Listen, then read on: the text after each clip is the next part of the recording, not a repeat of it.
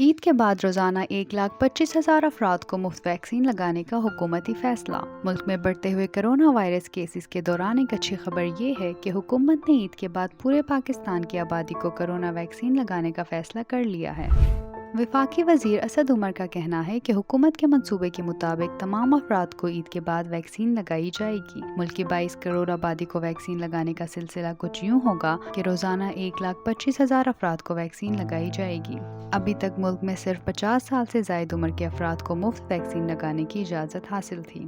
پاکستان کو ویکسین فراہم کرنے والے نہ صرف چین کے سائنو فارم ویکسین ہیں بلکہ national command and operation centre (NCOC) کے مطابق جون کے اختتام تک پاکستان کو 17.1 ملین ویکسین ڈوز کوویکس کی جانب سے بھی دی جائیں گی۔ انٹرنیشنل الائنس کوویکس کل 100 ممالک میں 38 ملین ویکسین ڈوز بھی فراہم کرے گا۔ اس کے علاوہ پرائیویٹ ویکسین بھی دستیاب ہیں جن میں رشین ویکسین، اسپوٹنک 5 اور کینسائنو بایولوجکس ویکسین سر فہرست ہیں۔ ان ویکسین کی قیمت مارکیٹ میں 14,000 روپے ہے۔